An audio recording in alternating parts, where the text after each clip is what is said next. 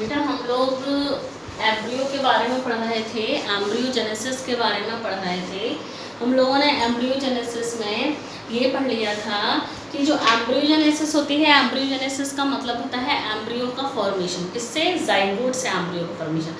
हमें मालूम है कि डाइकोट प्लांट में डाइकोट एम्ब्रियो मिलेगा और मोनोकोट प्लांट में मोनोकोट एम्ब्रियो होगा। बेटा कल हम लोगों ने पिछले लेक्चर में हम लोगों ने एम्ब्रियो का फॉर्मेशन पढ़ा था।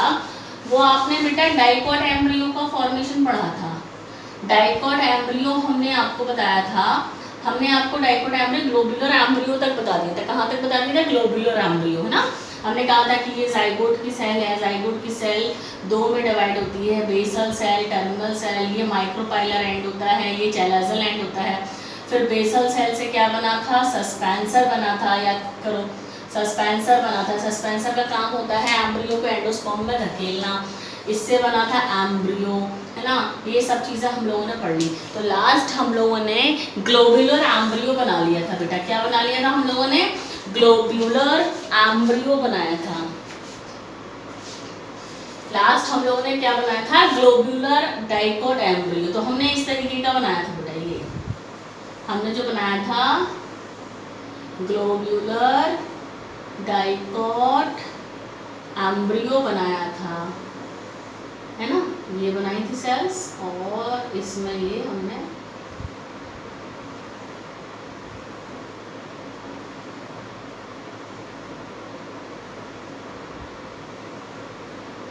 ये इस तरीके से हमने ग्लोबुलर डाइकोट एम्ब्रियो बनाया था। और यहाँ पर हमने ये 8 सेल्स बनाई थी हाइपोफाइसिस वाली। ध्यान करिए, कल हमने हाइपोफाइसिस की सेल बनाई थी बेटा 4 और ये 4, ठीक है। और नीचे ये सस्पेंसर बनाया था।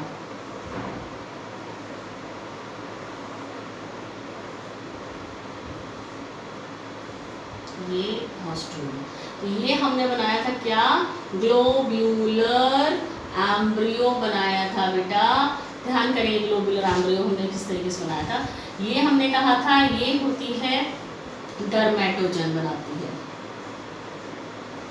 डर्मेटोजन जो कि एपिडर्मिस बनाती है, ठीक है।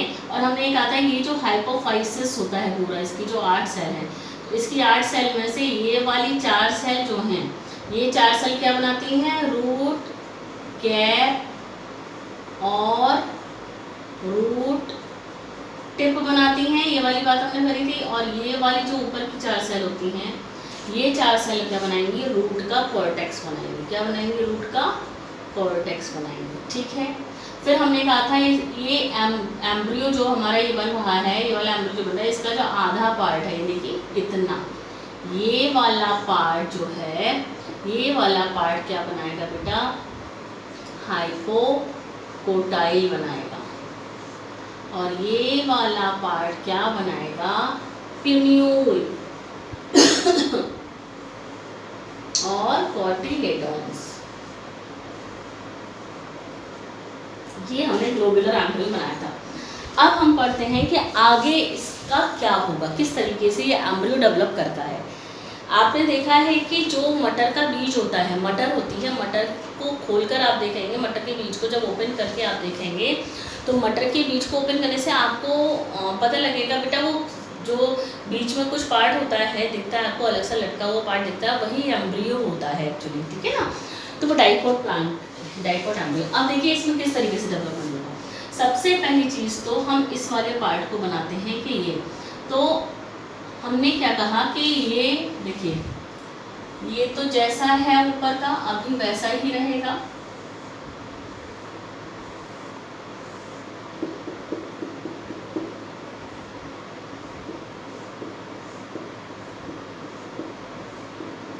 है ना।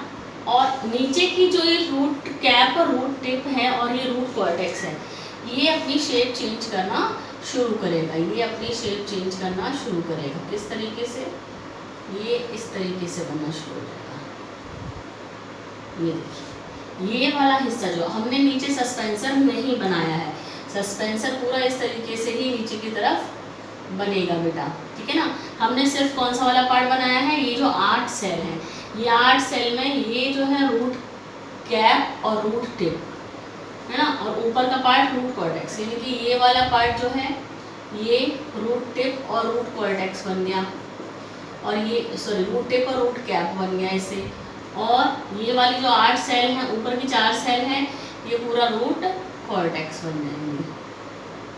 देखिए इस तरीके से पूरा का पूरा मल्टी सेलुलर है ना, ये बन गया, ठीक है। तो ये वाले काम तो हो गया कि रूट कैप और रूट टिप इससे इस वाले हाइपोफाइसिस, देखिए ये जो पूरा जो हाइपोफाइसिस था, ये वाला जो पूरा हाइपोफाइसिस वाला पार्ट था, ये क्या था, हाइपोफाइसिस।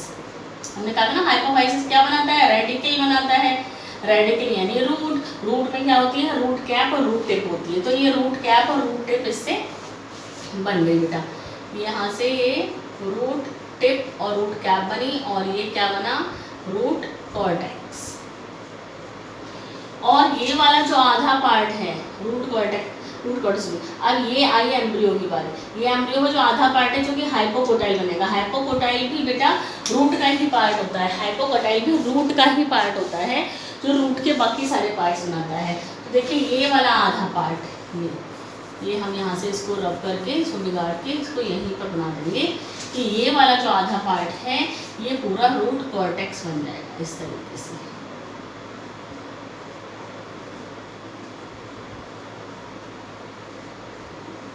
देखिए इस तरीके से ये रूट का कॉर्टेक्स बन गया पूरा, पूरी रूट इस तरीके से ये बन गया, ये बन गया रूट कॉर्टेक्स। क्या बन गया बेटा, रूट कॉर्टेक्स बन गया। अब क्या होता है कि इसका जो ये वाला पार्ट है जो कि कोटिलिडोन्स बनाएगा, तो 2 कोटिलिडोन्स बनते हैं, तो ये वाला पूरा पार्ट ग्रोथ करना शुरू करता है, और ये ग्रोथ इस तरीके से करता है कि ये इस तरीके से ऊपर की तरफ ग्रोथ करता है और यूँ इस तरीके से स्ट्रक्चर बना लेता है, जिसमें कि क्योंकि प्लूम्यूल बनाता है, कोटिलिडोन बनाएगा ना ये, इसलिए ये इस तरीके से ऐसा स्ट्रक्चर, थोड़ा सा गहरा बनाए थे, इस तरीके से स्ट्रक्चर इसका बन जाता है। बल्कि इसको इस तरीके से ना, इस तरीके से थोड़ा सा ऐसे ग्रोथ करता है ऊपर की तरफ।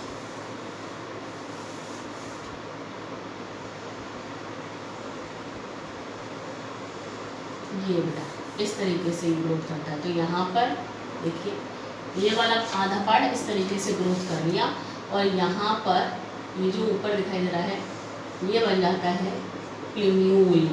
प्लूम्यूल आगे चलकर क्या बनाता है, स्टेम। और ये 2 क्या बन गए, ये बन गए कोटिलिडोन्स। क्या बन गए, कोटिलिडोन्स। ये 2 क्या बन गए, कोटिलिडोन बन गए बेटा। अब क्या होता है, ये किस तरीके का स्ट्रक्चर दिखाई दे रहा है बेटा, ये ग्रोथ की है और ये कंटिन्यूसली ग्रोथ होती है, लगातार इसकी ग्रोथ हो रही है, लगातार ग्रोथ हो रही है। तो ये इस तरीके का पूरा स्ट्रक्चर बन गया जिसमें ये 2 कोटिलिडोन्स बन चुके हैं बेटा, ये पूरा इस तरीके से कोटिलिडोन बन चुके हैं। अब क्योंकि ये वाला पूरा एम्ब्रियो एक छोटे से सीड के अंदर ग्रो कर रहा है, ये पूरा एम्ब्रियो एक छोटे से सीड के अंदर ग्रो कर रहा है, तो इसको स्पेस मिलता है, इसको जगह मिलती है कम। जब इसको जगह कम मिलती है तो क्या होता है, इसको मैं हटा रही हूँ, जब इसको जगह कम मिलती है तो क्या होता है कि सीड के अंदर जगह कम है तो ये ग्रोथ करना शुरू करता है, तो ये लटक जाता है यहाँ से, यानी कि ये देखिए ये ग्रोथ करेगा इस तरीके से। ये वाला हिस्सा ग्रोथ कर गया, ये हिस्सा देखिए ये पूरा हिस्सा ग्रोथ कर गया, और ये वाला हिस्सा भी ग्रोथ करेगा ऐसे। इसको मैं यहाँ से हटा देती हूँ अभी। ये वाला हिस्सा भी बेटा ग्रोथ करेगा, तो देखिए ये ऐसे ग्रोथ करेगा, देखिए ठीक है ना, ये हिस्सा ग्रोथ कर गया देखिए। तो ये 2 क्या बन गए, कोटिलिडोन्स, कोटिलिडन बन गए। क्या बन गए, कॉटिलिडन बन गए बेटा। इस तरीके से इसमें ग्रोथ होती है और ये 2 कॉटिलिडन बन जाते हैं। और यहाँ पर क्या बनता है बेटा, आप एनसीईआरटी का डायग्राम देखना, ये क्या रहेंगे यहाँ पर, प्लीम्यूल। क्या हो गया ये, प्लीम्यूल, ठीक है ना। देखिए ये एम्ब्रियो पूरा का पूरा ये 2 कॉटिलिडन बन गए। और कॉटिलिडन में क्या रहता है, रिजर्व फूड। ध्यान करिए, हमने एक बात पढ़ी थी कि जो मोनोकॉट प्लांट्स होते हैं, मोनोकॉट प्लांट के जो सीड होते हैं, मोनोकॉट प्लांट के सीड्स, मोनोकॉट प्लांट के सीड्स जो होते हैं उनमें क्या होता है कि एंडोस्पर्म रह जाता है, यानी कि एंडोस्पर्म कंज्यूम नहीं होता है, पूरा का पूरा एम्ब्रियो उस एंडोस्पर्म को नहीं खाता है। तो ऐसे सीड जिसके अंदर एम्ब्रियो एंडोस्पर्म को पूरी तरीके से नहीं खाता है, उनको उनके अंदर एंडोस्पर्म बचा रह जाता है, तो उनको एंडोस्पर्मिक सीड कहते हैं। क्या कहते हैं, एंडोस्पर्मिक सीड कहते हैं। और कुछ ऐसे होते हैं सीड जिनके अंदर एंडोस्पर्म बाकी रहता ही नहीं है, यानी कि बिल्कुल पूरा का पूरा एंडोस्पर्म वो एम्ब्रियो खा जाता है, तो उनको कहते हैं नॉन एंडोस्पर्मिक सीड। क्या कहते हैं, क्या कहते हैं बेटा, नॉन एंडोस्पर्मिक सीड। अच्छा, दूसरी चीज़ ये कॉटिलिडन के अंदर तो रिजर्व फूड भरा हुआ रहता है, रिजर्व फूड रिजर्व भरा रहता है, क्योंकि इसके अंदर एंडोस्पर्म नहीं है मानते हैं, ठीक है ना। ये पूरा का पूरा जो कॉटिलिडन वाला पार्ट है, जब ये इस तरीके से ग्रोथ करता है, तो हमने जब वो गोल वाला एम्ब्रियो बनाया था, गोल दिख रहा था एम्ब्रियो, जब बन रहा था एम्ब्रियो, जब ग्रोथ कर रहा था तो गोल दिखाई दे रहा था, जिसको हम लोग ने ग्लोबुलर एम्ब्रियो कहा था। यहाँ इस तरीके से ये ग्रोथ कर रहा है, तो ये कैसा कहता है, हॉर्स शू शेप का। ये कैसी शेप दिखाई दे रही है, horse shoe shaped embryo, horse shoe shaped embryo. क्या दिख रहा है बेटा, हॉर्स शू शेप्ड एम्ब्रियो दिख रहा है ये, ठीक है। कैसा दिख रहा है बेटा ये, हॉर्स शू शेप्ड एम्ब्रियो दिखाई दे रहा है। इसका मतलब अब आप स्टार्टिंग से देखिए कि एम्ब्रियो जब बना तो इस हॉर्स शू शेप से पहले ये हार्ट शेप का दिख रहा था, इस तरीके का हमने कहा था हार्ट शेप का दिख रहा था। तो अभी तक जो भी हमने स्टार्टिंग से डाइकोट एम्ब्रियो की शेप पढ़ी है बेटा, जैसा क्वेश्चन बनता है तो वो डाइकोट एम्ब्रियो को शेप पूछी जाती है कि कौन कौन सी शेप बनती है जब एम्ब्रियो डेवलप करता है डाइकोट एम्ब्रियो। तो हमने सबसे पहले पढ़ा इसका कि ये सबसे पहले बनता है, क्या बनता है बेटा, क्वाड्रेट।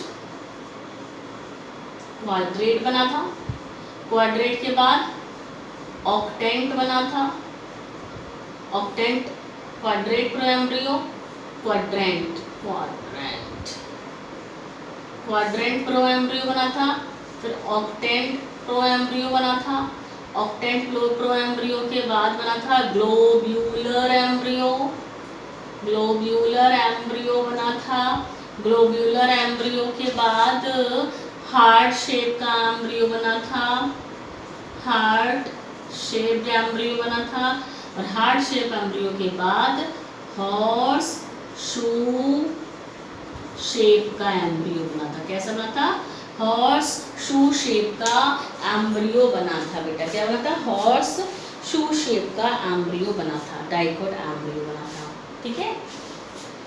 तो आप देख लीजिए ये वाला पार्ट पूरा रेडिकल यानी रूट बनाएगा, ठीक है। और ये प्लीम्यूल और कॉटिलिडोन्स बन गए, प्लीम्यूल और कॉटिलिडोन्स बन गए बेटा। और ये पूरा का पूरा एम्ब्रियो डाइकोट एम्ब्रियो कहलाता है।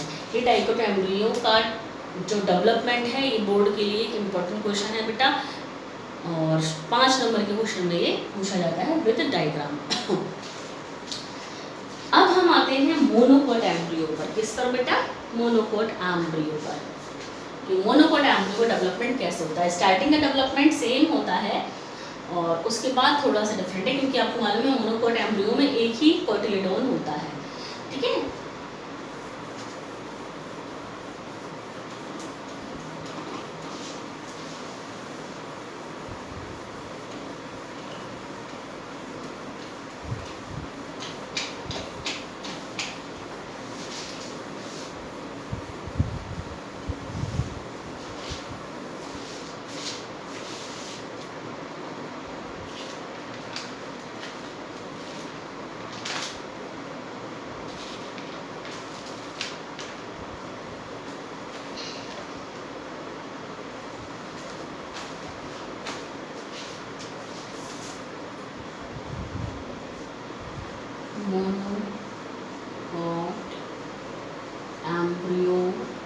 बेटा जिस तरीके से हमने डाइकोट एम्ब्रियो के बारे में पढ़ा था उसी तरीके से पढ़ेंगे इसको कि ये जाइगोट है, ये जाइगोट बना जिसमें ये माइक्रोपाइलर एंड और ये चैलेजल एंड, ठीक है। इसमें क्या होता है, पहले तो 2 सेल बनती हैं और 2 मतलब जैसे हमने उसमें पढ़ा था कि 2 सेल बनती हैं, इसमें 2 सेल बनती हैं और दूसरी वाली सेल एक बार, जैसे कि इसमें ये 2 सेल बन गई, ये 2 सेल फिर से डिवाइड, इन 2 सेल में से एक सेल फिर से डिवाइड कर गई तो उसमें 2 सेल बने, 2 सेल और बना, यानी टोटल मिला के एक सेल फिर से डिवाइड करेगी, ये नहीं डिवाइड करेगी, ये डिवाइड कर देगी तो 3 सेल बन जाती हैं इस तरीके से। उसमें हमने क्या पढ़ा था, डाइकोट एम्ब्रियो में 2 ही सेल बनती है, ठीक है, थोड़ा सा अंदर है। ये जो 3 सेल बनी इनमें से जो माइक्रोपाइलर एंड की तरफ की ये सेल होगी ये कहलाएगी बेसल सेल, क्या कहलाएगी, बेसल सेल। और जो चैलेजल एंड की तरफ की होगी ये कहलाएगी टर्मिनल सेल। बीच वाली जो सेल होती है ये कहलाती है बेटा मिडिल सेल, क्या कहलाती है, मिडिल सेल। ये जो बेसल सेल होती है एक्चुअली ये सस्पेंसर नहीं बनाती है, ठीक है ना, ये सस्पेंसर, जैसे उसमें तो क्या बना रही थी, सस्पेंसर नहीं बनाती, ये सस्पेंसर नहीं बनाती है। ये वाली बेसल सेल जो होती है ये सस्पेंसर नहीं बनाती है, क्यों, क्योंकि ये डिवाइड नहीं करती, ये डिवाइड नहीं करती। टर्मिनल सेल जो होती है ये टर्मिनल सेल कोटिलेडॉन बनाएगी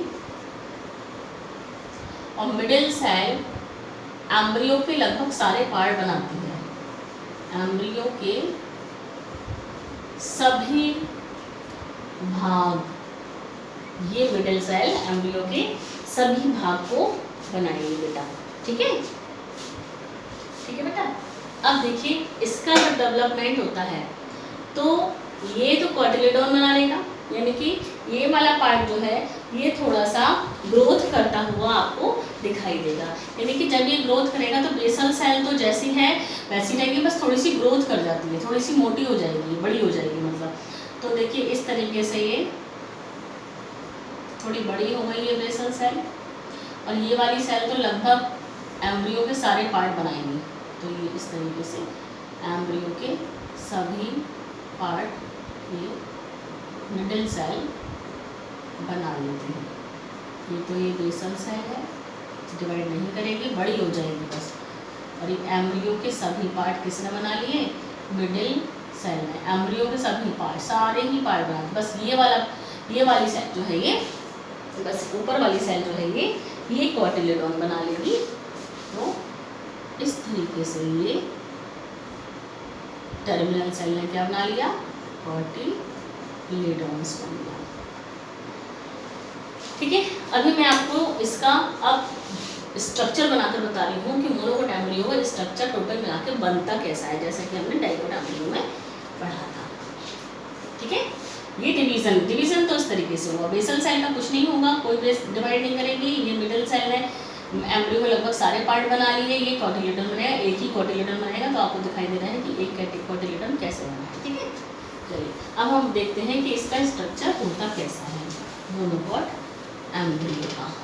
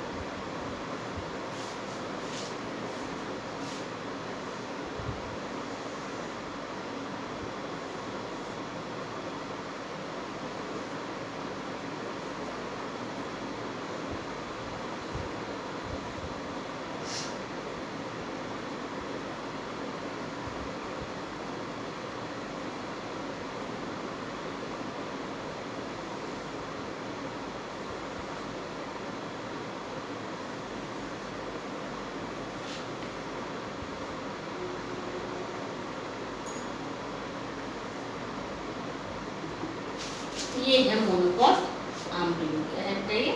मोनोकॉट एम्ब्रियो।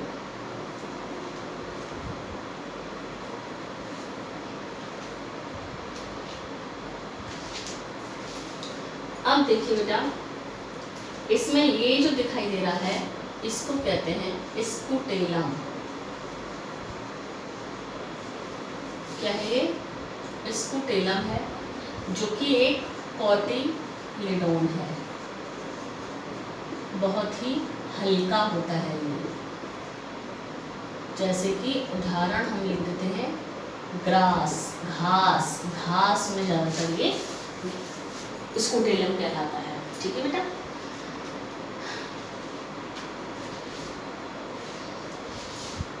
ये जो है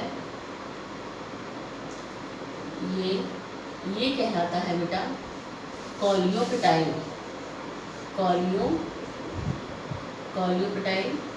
कॉलियोपेटाइल का मतलब है प्लूम्यूल की कवरिंग। प्लूम्यूल की कवरिंग है ये। क्या है ये? प्लूम्यूल की कवरिंग। ये दो वर्ड इसमें थोड़े से अलग आएंगे बेटा। ठीक है। ये क्या बनाएगा? Shoot apex.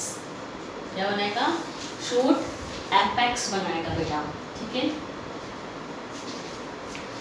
ये यहाँ पर ये कहलाता है बेटा एपीब्लास्ट।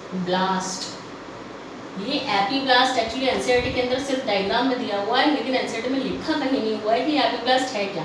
तो एक्चुअली ये एपीब्लास्ट क्या है बेटा? ये क्योंकि मोनोकॉट है तो मोनोकॉट में एक कॉटिलेडन ये है। ये एपीब्लास्ट जो इस तरीके से स्ट्रक्चर आपको दिखाई दे रहा है, ये एक्चुअली बचा हुआ दूसरे कॉटिलेडन का अवशेष है, ऐसा मान के चलिए आप।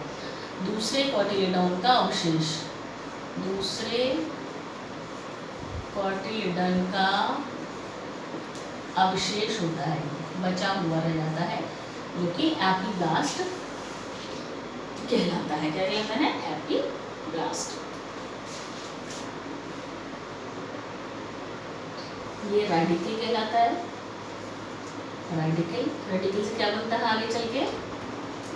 रूट। रेडिकल से क्या बनेगा बेटा आगे चल के? रूट बनेगी। ठीक है। ये रेडिकल है, रेडिकल की ये कवरिंग है, कवर है रेडिकल का, जिसको कहते हैं कोलियोराइजा। कोलियोराइजा यानी रूट की कवरिंग। ये वर्ड याद रखिएगा, ये वर्ड याद रखिएगा, पूछा जाता है क्वेश्चन में। रूट की कवरिंग कहलाती है कोलियोराइजा और प्लूम्यूल की कवरिंग कोलियोपेटाइल। ठीक है। प्लूम्यूल की कवरिंग क्या कहलाती है बेटा? कोलियोपेटाइल कहलाती है। ठीक। ये यहाँ रूट कैप बना लेगा। क्या बना लेगा? रूट कैप बनाएगा बेटा। ठीक है। तो ये इस तरीके से मोनोकॉट एम्ब्रियो का डायग्राम हुआ। किसी भी सीड के अंदर, ये मोनोकॉट सीड के अंदर ये कैसे रहेगा? देखिए, हमने ये बनाया एक मक्के का बीज। ये है मक्के का बीज, मेज। काय का बीज है ये? मक्का। ये हमने बनाया मक्के का बीज। ये जो मक्के का बीज होता है बेटा, इसमें दो पार्ट होते हैं।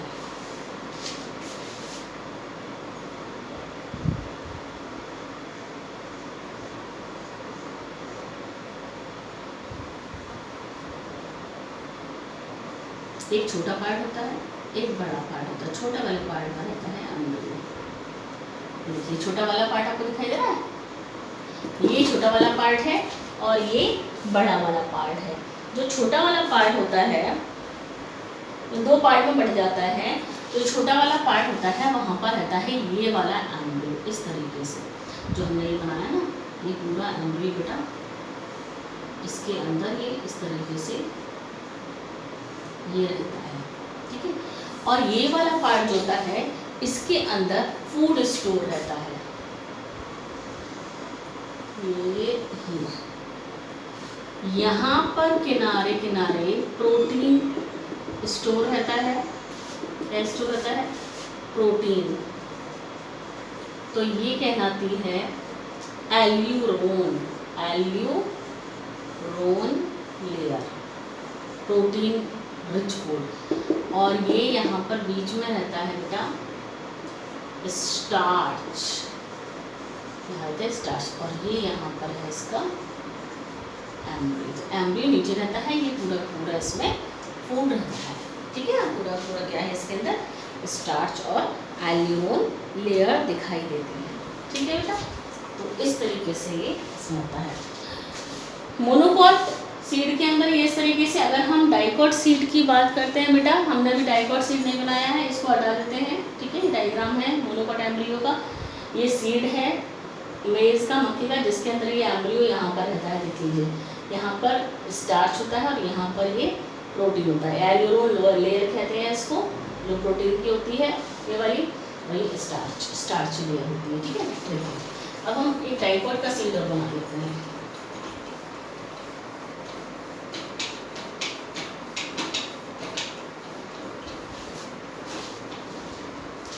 किसी भी डाइकॉट सीड, जैसे मटर है, मटर को आप बीच में से छील के देखें, मटर का दाना जो है उसको बीच में से छील के देखें बेटा, तो इस तरीके से ये थोड़ा बड़ा एम्ब्रियोनल एक्सेस बना रही हूँ, है ना।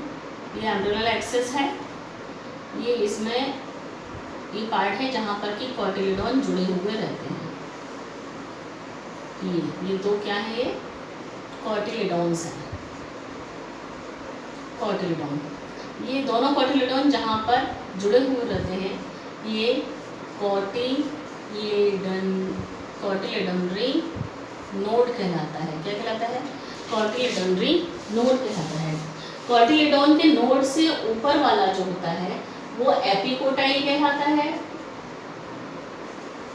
और कॉटिलिडॉन के नोड से नीचे जो होता है वो हाइपोकोटाइल कहलाता है। हाइपोकोटाइल बनाता है रूट, एपिकोटाइल बनाता है शूट, और ये जो पूरा पूरा दिखाई दे रहा है आपको, ये वाला पूरा पार्ट है, ये कहलाता है एम्ब्रियोनल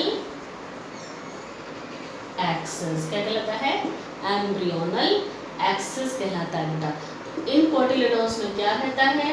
रिजर्व फूड रहता है। क्या रहता है? इन दोनों कॉटिलिडॉन्स में क्या रहता है बेटा? रिजर्व फूड रहता है। ठीक, तो ये हमने डाइकॉट एम्ब्रियो और मोनोकॉट एम्ब्रियो का बेटा पूरा खत्म कर दिया है पार्ट। ठीक, डायग्राम देख लीजिए किस तरीके से ये डाइकॉट एम्ब्रियो रहता है इसके अंदर।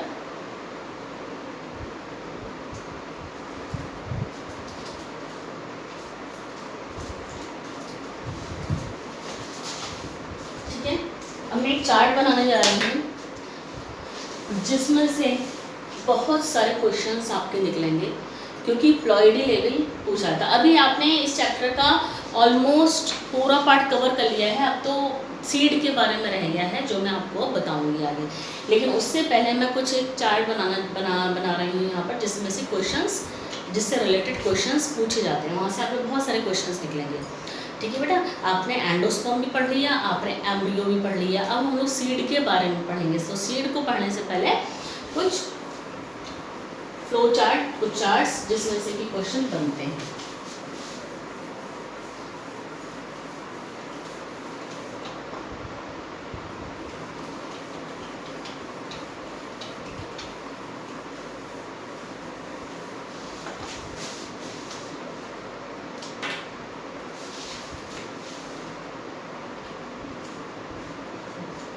Ploidy level in different parts of plant। आपने क्योंकि पूरा डिस्कशन पढ़ लिया है अभी तक, और मैंने बीच बीच में से क्वेश्चंस भी पूछ लिए थे आपसे वैसे कि बताइए न्यूसेलस डिप्लॉयड है कि नहीं, बताइए एम्ब्रियो साइट डिप्लॉयड है या नहीं, या मेल गैमेटोफाइट डिप्लॉयड है कि हैप्लॉयड है। सबकी प्लॉइडी मालूम होनी चाहिए, क्योंकि वहाँ से क्वेश्चन बनता है। तो उसको आप एक जगह पर सारा लिख लीजिए, बहुत सारे क्वेश्चन आपको निकलेंगे इसमें से। ठीक है, तो देखिए सबसे पहले हम लोग लिखते हैं जाइगोट। जाइगोट क्या है बेटा? टू एन एम्ब्रियो एम्ब्रियो भी 2n है, रेडिकल ये भी 2n है। अब देखिए जहाँ मियोसिस आ जाएगा वहीं से हाफ हो जाएगा बस। प्यूम्यूल क्योंकि फ्लावर वो प्लांट का पार्ट है तो ये भी 2n होगा। कोटिलीडॉन्स ये भी 2n होंगे। न्यूसेलस क्योंकि ओवरी का टिश्यू है ओव्यूल का तो ये भी 2n होगा।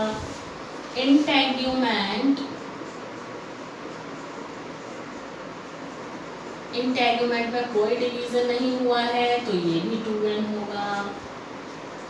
माइक्रोस्पोर मदर सेल सारी ही 2n होती है, आपको पता है। माइक्रोस्पोर मदर सेल तो मदर सेल हमेशा ही 2n होती है, ये आपको पता है ना। हम आगे का यहाँ लिख देते हैं 9th में। तो माइक्रोस्पोर मदर सेल हो गई। मेगा स्पोर मदर सेल ये भी 2n ही होगी। ओवरी वॉल और फ्रूट वॉल, ओवरी की वॉल और फ्रूट वॉल ये भी 2n होगा, ठीक है। Carpel 2n, sepal 2n, petal 2n। ये प्लॉइडी लेवल है बेटा। स्टैमन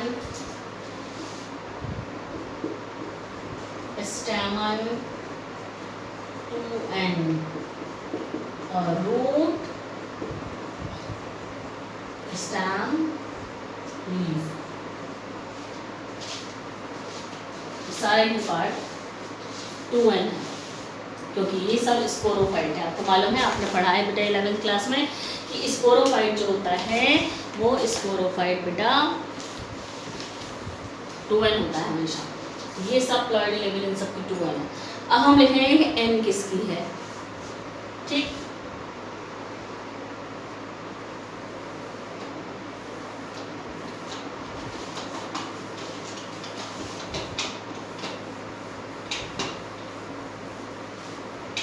अब हम लिखेंगे n किसकी है।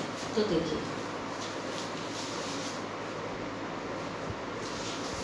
माइक्रोस्पोर या हम कहेंगे पॉलन ग्रेन। आपको पता है कि पॉलन ग्रेन तो मियोसिस के बाद बना था तो n होगा। पॉलन ग्रेन मियोसिस के बाद बना था तो n होगा, ठीक है। ट्यूब सेल जो कि पॉलन ग्रेन के अंदर होती है और जनरेटिव सेल ये दोनों ही क्योंकि पॉलन ग्रेन के अंदर है, जब पॉलन ग्रेन ही n है तो ये दोनों भी n होगी। मेल एंड फीमेल गैमीट हमेशा हैप्लॉइड होता है तो आप ध्यान रखिएगा। मेगास्पोर ध्यान करिए मियोसिस के बाद बना था तो ये भी n होगा। एम्ब्रियोसैक आपको पता है कि एम्ब्रियोसैक तो इसी मेगास्पोर से बना है तो जब ये n है तो ये भी n होगा, ठीक है। सिनर्जिड्स तो एग के पास है, एग के उसमें है तो एग जब n है तो ये भी सिनर्जिड n होगी। एंटीपोडल सेल्स जो कि ओव्यूल के अंदर थी ये भी सब n होती हैं बेटा, आपको बताया था। एग सेल तो होती ही n है। और 2 पोलर न्यूक्लियाई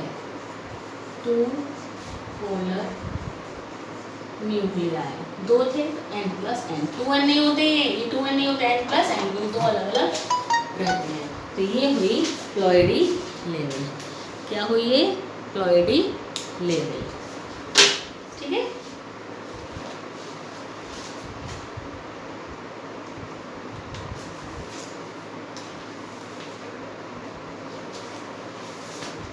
ठीक है बेटा, ये हमने प्लॉइडी लेवल पढ़ लिया। अब हम कुछ इसके बाद, क्योंकि हम लोगों ने एम्ब्रियो पढ़ लिया है, एंडोस्पर्म पढ़ लिया है, तो कुछ इसके बाद हम लोग सीड्स के बारे में पढ़ेंगे कि सीड को कैसे प्रिजर्व रखा जाता है, ऐसा क्या होता है कि सीड प्रिजर्व रहता है। तो इसके बाद हम लोग सीड के बारे में पढ़ेंगे, ठीक है।